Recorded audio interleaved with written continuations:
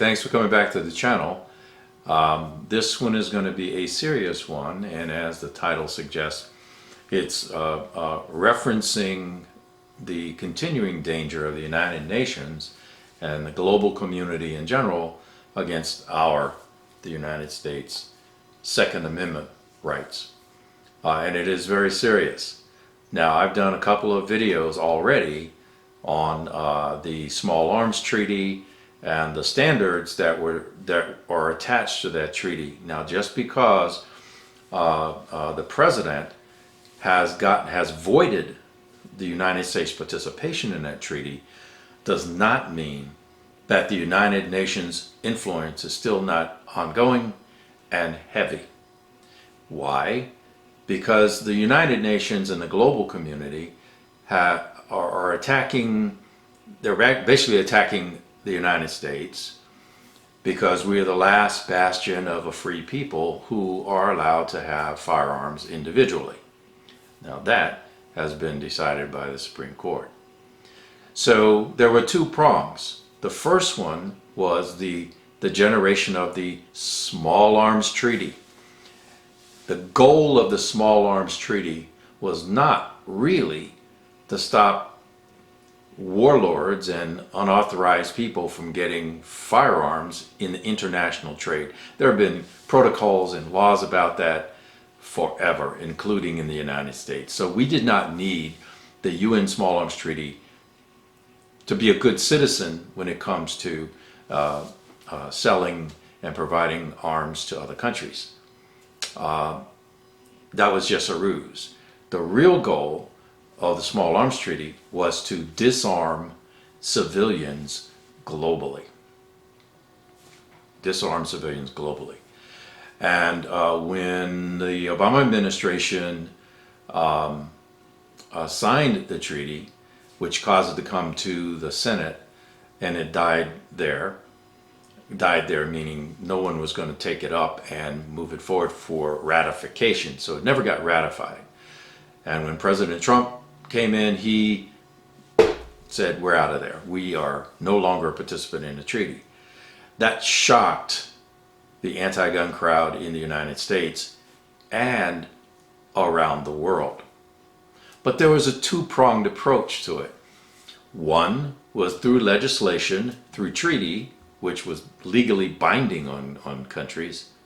The other, as the United Nations like to say, is changing civil society. Keep that phrase, civil society. Well, what does that mean?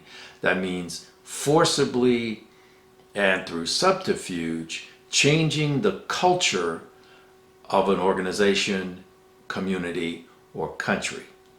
So if they can't get you one way, they're going to try to get you the other way.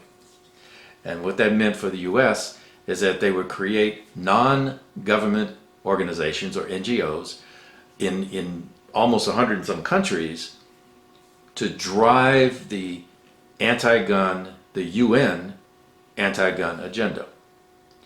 Well, if the treaty isn't working, what do they use? It's an organization inside the UN called IANSA. IANSA is the International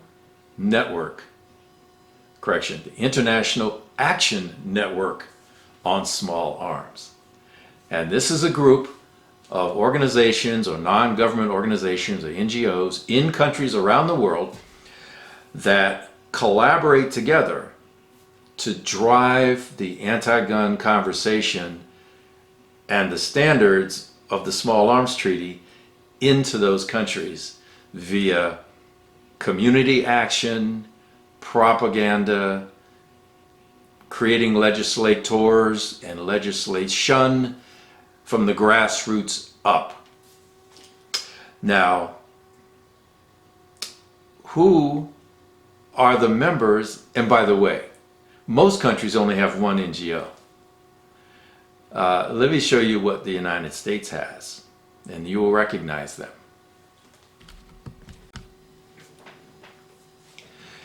At the top of the list are some of the organizations that are funded by Bloomberg, Michael Bloomberg and George Soros, Each of them together fund 50% or more of the UN IANSA budget by contributing, right?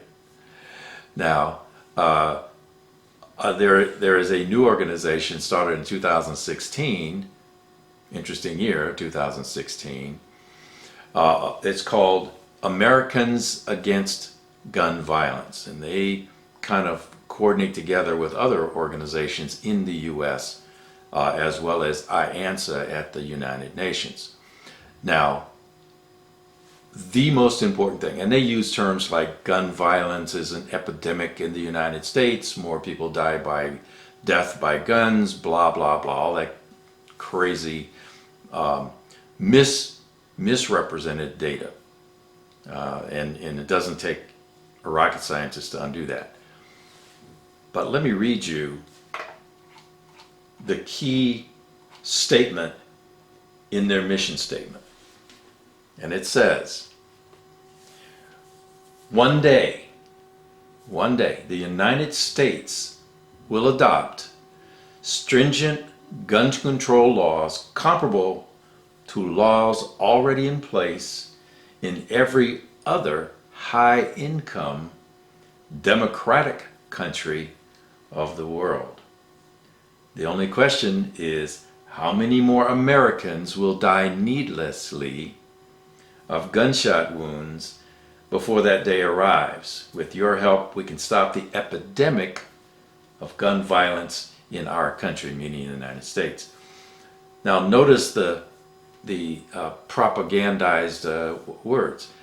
If they really wanted to stop gun violence, they would go after the people that do the violence, and as I've said in other videos, go after the gangbangers and drug people who are repeat offenders. We know who they are. Law enforcement knows who they are. South Side, West Side Chicago is a prime example. You go and get the people who would have the guns in the first place, and then you lock them up because all of them are felons and prohibited people. So you don't even need a warrant to go after them, most of them, because they're already on supervised parole or supervised probation. You don't need permission, you don't need warrants, you don't need jack. You just show up randomly and you make their lives miserable, and you make sure they understand that if there is a firearm anywhere close to them, not only they, but the person in the house that has it will go to prison for felonies for many years. That would take lots of people off the street, and some cities are already doing that, but it takes coordination between federal, state, and local law enforcement to make that happen. But when they do it, it's very effective. Now, this type of organization fits into the UN. Remember, what all the organizations in the world are trying to do is to make the US like them. And notice they say high-income democratic. Like, they don't care about the developing countries that have warlords, civil war, just banditry. They don't talk about failed economies like Venezuela, shaky ones like Brazil, what's going on now in Chile, what's going on in other places that do in fact have guns. And a lot of people get killed. Why are they so focused on America when, if you look at all countries and deaths by firearm, I mean, we're like 66. I mean, we're not even aerobic at the top of the list. But they don't want to look at that. Why is it that they want America, the American citizen, to be disarmed like the other countries in the world? Well, let me tell you why. All the other countries were subject to colonialism by the French, the Spanish, the Portuguese, and the British. Wherever those flags went, the citizens were disarmed. Now, I'm talking about Western civilization now, not what Genghis Khan and those guys did over there, but just Western civilization. There are only two countries in the Western Hemisphere, two, that fought for their independence kind of around the same time. One was America. We fought off being colonialized, and we did it because our colonial masters tried to disarm us. The second country was Haiti, a totally black country owned by, at the time, the French. They were a French colony. And the black Haitians, who were slaves, it ended up being a slave revolt and kicked out the French. And they have been punished as a country ever since. Go check that out yourself, right? So America is the only power in the Western world where its citizens fought off and kicked out its colonial master. The Canadians, gotta love them, but the Canadians talk about, why do you guys in America need to, and I raise my hand, I go, excuse me, hello. When you no longer have the monarch of England hanging on your wall like we have whoever the president is, when you don't do that, and you don't have the monarch of England's face on your money, then come talk to me. But just understand, we kicked our colonial masters out, we armed ourselves to do that, and we put in the Second Amendment to make sure that will never happen again. Now, I don't know what the long game is for these folks that want the American public, that want all the civilians to be disarmed. It has to do with some kind of subjugation. Now, I'm not a tinfoil hat wearing kind of guy, but man, there is way too much energy globally about getting the United States citizens disarmed. Now, I don't know what kind of pressure inside the system is being put on the U.S. Supreme Court right now with one, that they have agreed to hear the first Second Amendment case in 10 years. But the anti-gun people are going batshit crazy in desperation, throwing as many anti-gun laws up there as they, not to the Supreme Court, but in their states, locally. Why? Because of grassroots organizations supported by ANSA at the UN. Okay? Moms Demand Action, Million Mom March, Black Lives Matter. I mean, right? Strange bedfellows. Because there's money coming from Bloomberg and Soros to fund those organizations to keep things stirred up. Because people like the money. But to come back to why, I don't have the answer. My other answer always go follow the money. Well, who stands to lose what? If the American citizen is allowed to continue to be armed. I mean, what do you think the anti-gun people will do? The Supreme Court comes back with a ruling that says not only, like Heller, do we have a right to have a firearm in our home, in our possession, we also have a right to have a firearm on our person out in public. Once that happens, all anti-gun laws are in a crapper. I think the idea of American citizens freely, their individual choice, being like in the state that I live in, if you're old enough to have a gun, you're old enough to carry it anywhere, anyhow you want. Why is that not a problem? Because murder's always been a crime, right? 2, an armed society is a polite society. People don't screw with somebody when they know they might have a firearm on them. The anti-gun people and the liberal people say, well, that's intimidating. Knowing that someone has more force than you do is intimidating only if you intend to be stupid, to be a bully. Right?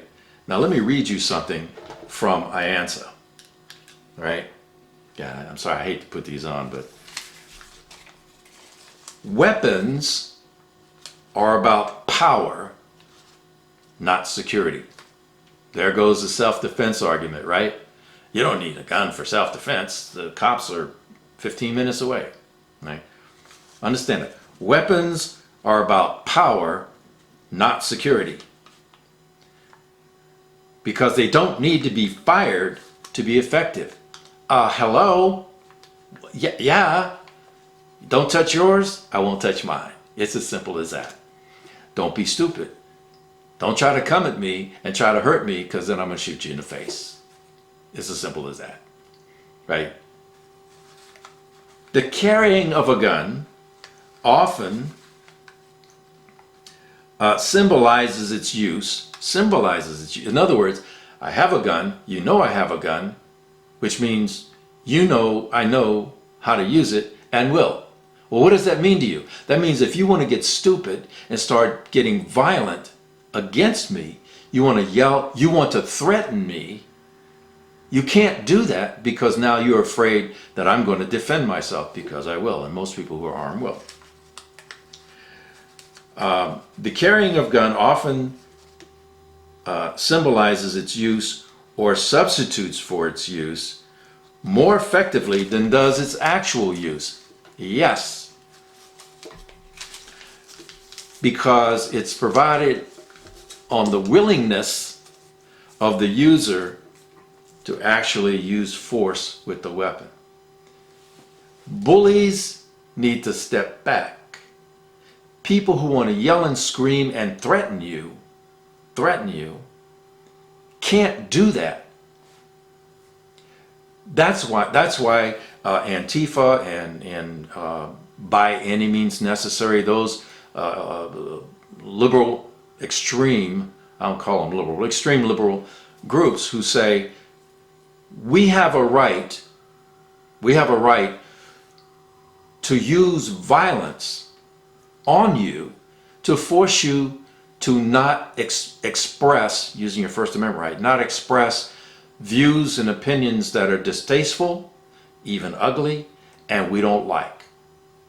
We have a right to use force to do that. So people who are exercising their First Amendment right and spewing garbage, which they, I mean, if you don't want to hear it, change the channel. Don't stand there and listen. Go somewhere else. The Antifa and by any means necessary folks say you shouldn't have the right to even say those things in public.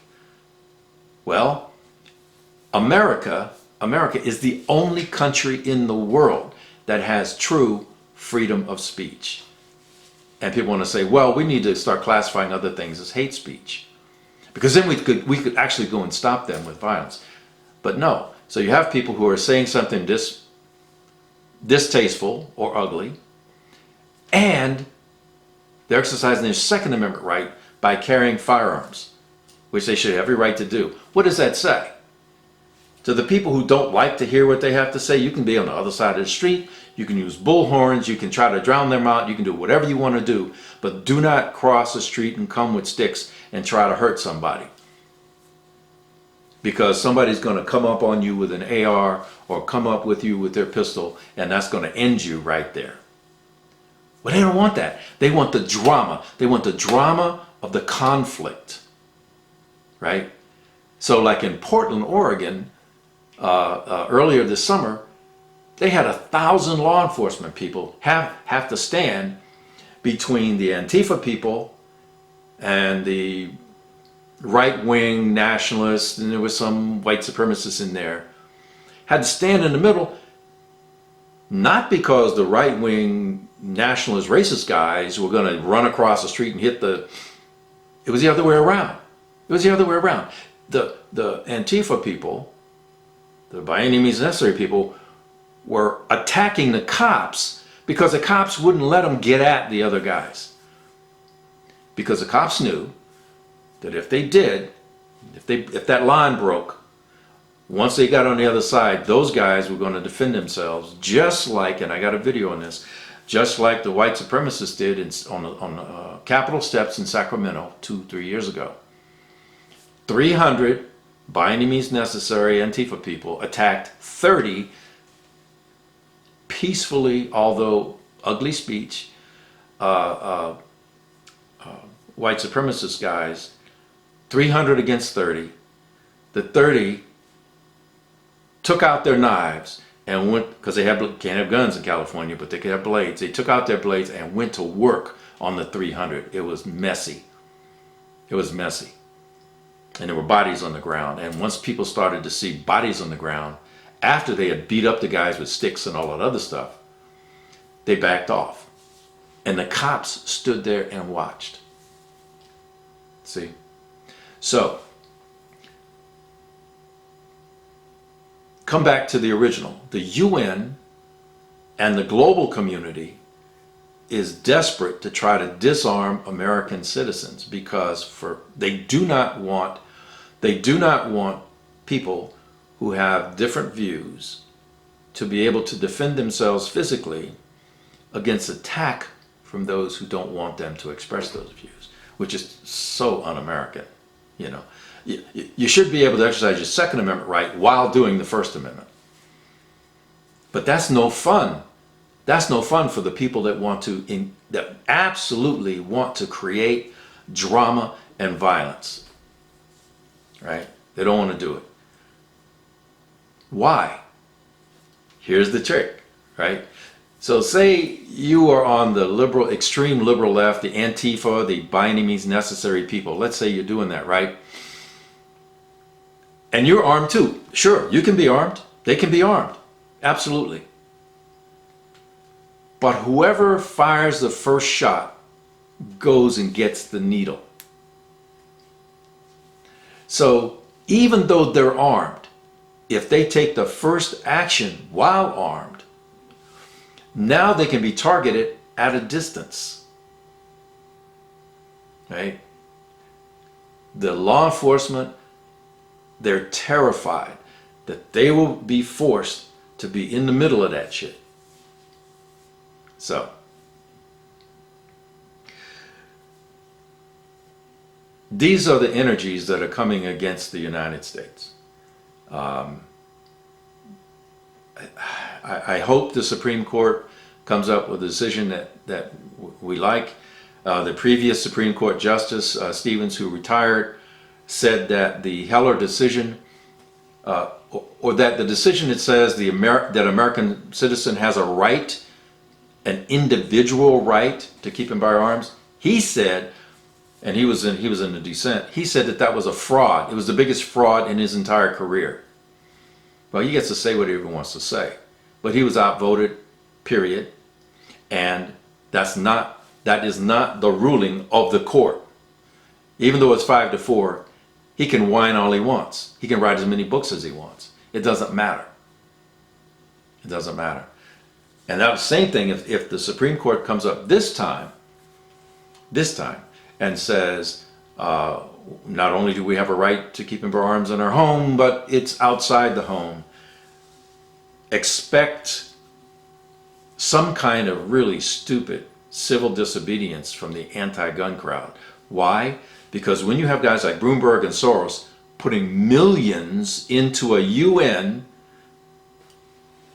non-governmental organization, NGO, that's global and has tentacles to organizations in the United States, they're not gonna rest.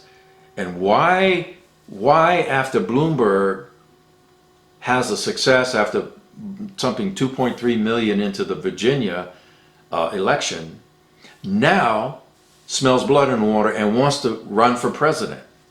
He doesn't want to run for president. He has no chance of making the nomination. What he does want is he wants to have a contested convention at the Democratic primary convention so that he can go and make backroom deals, right? Make backroom deals with both money and delegates, to the degree he has any delegates, to force more anti-gun promises. So we'll see. I know I rambled a little bit, but the UN is not done with us.